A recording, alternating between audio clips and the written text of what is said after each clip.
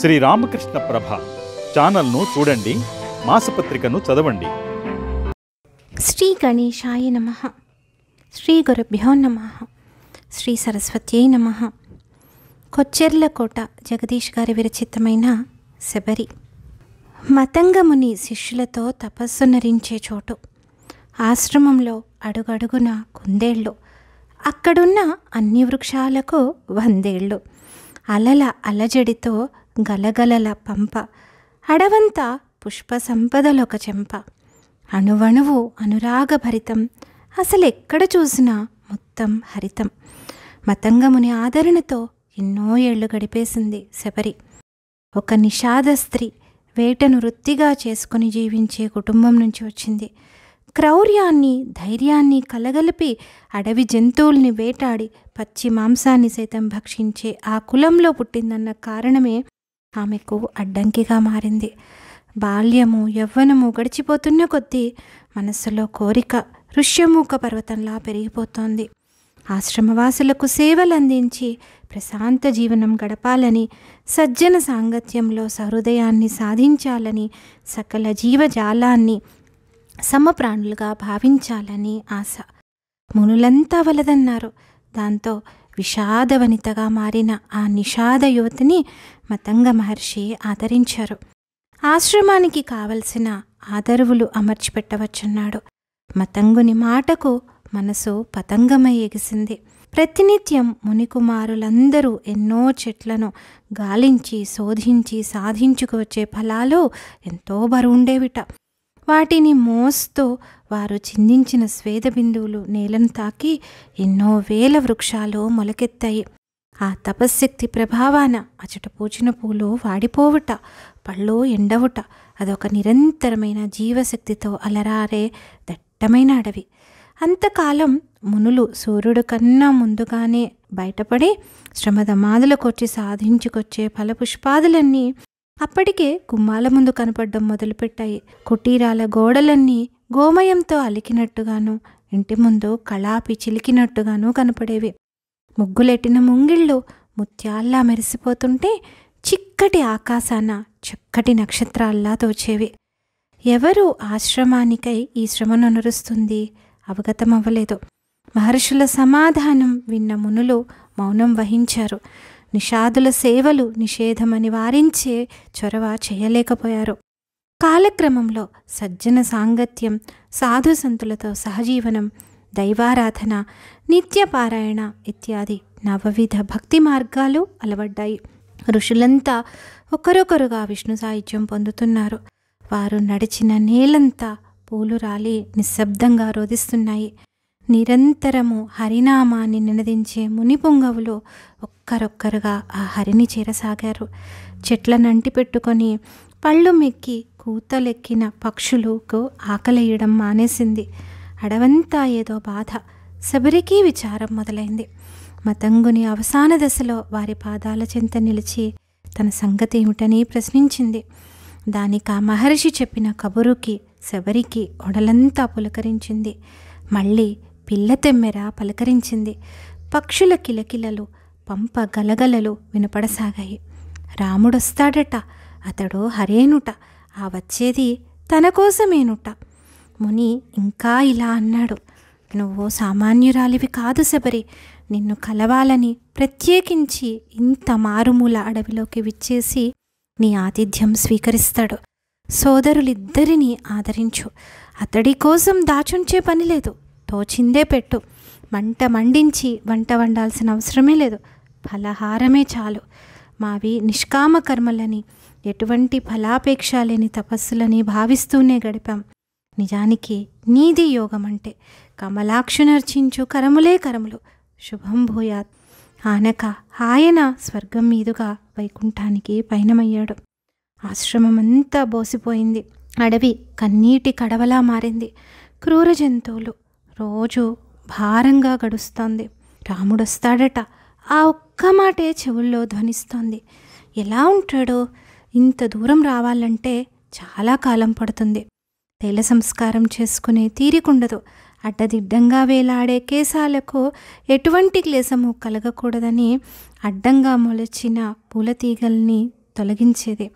దారిలో పడి ఉన్న పలుగురాళ్లను దూరంగా విసిరేసేది. ఆ లేత పాదాలు కందిపోతే రాయడానికి నూనె సిద్ధం చేసుకునేది. పళ్ళన్నీ ఏరి కోరి తెంపుకొచ్చేది. పువ్వులైతే సరే సరే. రాత్రిపూట దీపం కొడిగట్టకుండా చమురేస్తూ తడిపేది. రాముడెంతకు రాడేమని కన్నులు చెమరిస్తూ గడిపేది. 1 కాదు 2 కాదు 13 ఏళ్ళు ఎదురు చూసింది. కైక కోరిన విధంగా అడవుల పాలైన రాముడు అనతి కాలంలోనే భార్యను పోగొట్టుకున్నాడు. ఎక్కడుందో తెలియక అడవంతా గాలిస్తూ కబంధ హస్తాల్లో చిక్కుకున్నాడు. వాడొక గంధర్వుడు.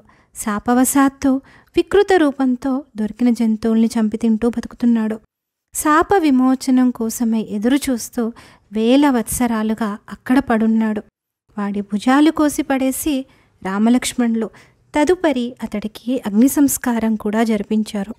ఆనక నిజరూపం పొందిన నవమన్మధాకారుడైన కబంధుడు శబరి గురించి రాముడికి చెప్పాడు. వెళ్ళి కలవమన్నాడు. నీకోసమే ఎదురు చూసే ఆ కళ్ళు గాజుగోళాల్లా మారిపోయాయి. మళ్ళీ నీ దర్శనంతో నీలాలుగా మారుతాయి. నీ కొరకై కోసి తెచ్చిన ఫలాలు నీవారగిస్తే ఆమె కళ్ళలు సఫలాలవుతాయి. అంచేత నువ్వు వెళ్ళు. నీకు చాలా విషయాల్లో సాయం అనురుస్తుంది. నీ సీత జాడ కూడా చెప్పగలదు. శుభమంటూ విమానమెక్కి నిష్క్రమించాడు. దారి పొడవున ఎందరో మునులు వారిని ఆహ్వానించారు.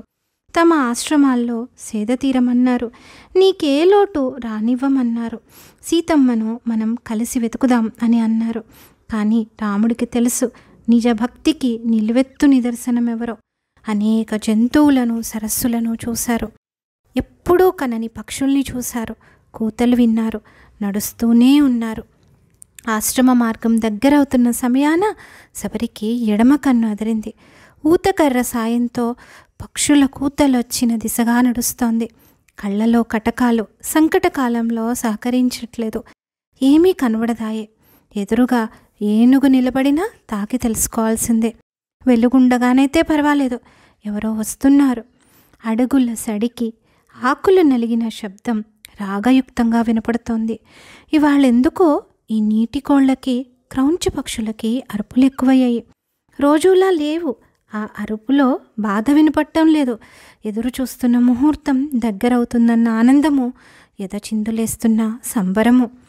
ఆ వచ్చేది రాముడేనా? ఎదురుపడి స్వాగతం పలకాలనుంది. పుష్పాలన్నీ గొదిగుచ్చి మాల వేసి మెడలో వేయాలనుంది. ఒళ్ళంతా పన్నీరు చల్లి కన్నీరు మున్నీరవ్వాలనుంది. మనసు వాయువేగంతో పరిగెడుతుంటే తనువు మాత్రం వయోభారంతో పడిలేస్తోంది. దగ్గరకొచ్చేశారు వాళ్ళు. ఎవరో 2 తెలిసింది. నిద్ర వదిలింది. రామలక్ష్మణులని ముద్దరేసుకుంది. దగ్గరగా వెళ్ళి అరచేతిని నుదుట నుంచుకొని పరికించింది. వెలుగుంటే చక్కగా కనబడుతుంది తనకి. రాముడొచ్చిన వేళా విశేషం. అక్కడంతా వెలుగే. ఆ రాముడి ముఖ వర్చస్సుతో అడవిని వెన్నెల కాచినట్లయింది. సీత కనపడలేదన్న అంత విషాదంలోనూ సహజమైన సౌందర్యం మాత్రం ఎప్పట్లానే ప్రకాశిస్తోంది. రామా, నువ్వేనా? నాకు తెలుసు నువ్వు వస్తావని. మతంగుని మాట ఊరికే పోతుందా? దా కూర్చో. ఇదిగో ఈ రాళ్ల మీద కూర్చోండి. బండలేలే, అయినా చల్లగా ఉంటాయి. నీకోసం సుఖాసనాలు సింహాసనాలు తేలేను. భక్ష్య భోజ్యాలు వడ్డించలేను. ఎప్పుడు తిన్నారో ఉండండి, పళ్ళున్నాయి. మాకిక్కడ చాలా పళ్ళు దొరుకుతాయి. కానీ వాటిలో నీ మాటల్లా తీయటివి కొన్నే ఉంటాయి. నేను ఇస్తాగా, ఏరి కోరి నీకు అందిస్తాను. కడుపారా తిను. ఆనక పంపలో నీళ్లు తాగుదురు గాని. అవైతే సువర్ణ జలాలే, మాలిన్యమెరుగని మంచినీరు అంటూ వణికిపోతోంది. లోపలికెళ్ళి ఒక బుట్ట నిండుగా చాలా పళ్ళు తెచ్చిపెట్టింది. రాముడొకటి కొరకబోయాడు. శబరి వద్దని వారించింది. ఒక్కొక్కటి తీసి కొరికి చూడసాగింది. అందులో చేదున్న వాటిని పులుపున్న వాటిని విసిరికొట్టింది. తీయనైన వాణ్ణి తినమని అరచేతిలో పోసింది. దాశరథి నిస్సంకోచంగా ఆ ఎంగిలి పళ్లను తినసాగాడు.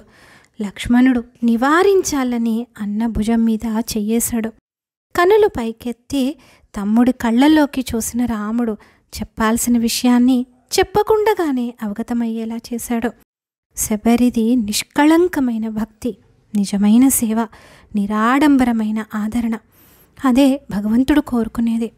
అంతకాలము రాముణ్ణి తనకంటే వేరెవరూ అంతగా ప్రేమించలేరన్న అహంతో అలమటించిన సౌమిత్రికి శబరిని చూసి కన్నులు తడిశాయి. ఎందరో అడుగులకు మడుగులెత్తుదామని పిలిచినా వెళ్లకుండా ఆ బడుగుకి ప్రసాదించిన ఆ దర్శనంలో రాముడి ఆదర్శం గోచరమైంది. నవవిధ భక్తి మార్గాలన్నీ సాధించిన శబరిదే పుణ్యం. సజ్జనులైన మునులతో సహజీవనం చేసింది. నిరతము హరికథలను వింటూ గడిపింది. అహర్నిశలు గురువులకు సేవలనరించింది. భగవంతుని గాథలను గానమునరించింది. నిత్యము అతడి నామస్మరణ గావించింది. తన కోసమని ఏది ఆశించని నిస్వార్థతత్వం కలది. సకల జీవరాశుల యందు సమాన దృష్టి కలిగి ఉంది. కలిగిన దాంతోనే సంతృప్తి చెందింది. కష్ట సుఖాలన్నిటినీ ఒకేలా భావించే నిర్వికార స్థితికి చేరుకుంది. రాముణ్ణి దర్శించినంతనే జన్మ చరితార్థమై సద్గతులకేగింది. రాముడు మన జీవితానికి మార్గదర్శనం చేసినవాడు. నువ్వు కష్టాల్లో ఉన్నప్పుడు అరణ్యకాండని, స్నేహితుల కోసం సుందరకాండని జ్ఞప్తికి తెచ్చుకో. తాకడానికే తటపటాయించే జటాయువుని పసిపాపలా సాకాడు. అత్యల్పమైన ప్రాణిని సైతం ఉడతా భక్తిగా ప్రశంసించాడు. నిజమైన భక్తి గుళ్ళో దీపం లాంటిదని నమ్మాడు. ఎంగిలంటని ఆ వెలుగే హరికి నిక్కమైన ఆరాధనంటూ తెలిపాడు. సాధుజనుల సత్కార్యాలలో లోక కళ్యాణమే పరమార్థమని ఎరిగినవాడు. అందుకే అడ్డొచ్చిన దానవుల్ని దారి తొలగించాడు. అన్నదమ్ములందో అల్పుని చేరదీశాడు. అన్యాయాన్ని అణగద్రొక్కాడు. ఎలా జీవించాలో జీవించి చూపాడే తప్ప సూక్తులు సూక్ష్మాలు బోధించలేదు. మనకు మార్గాన్ని చూపించి తప్పుకోలేదు. ముందు నడుస్తూ నిరూపించాడు. అందాల రాముడు, అందువలన దేవుడు. స్వస్తి.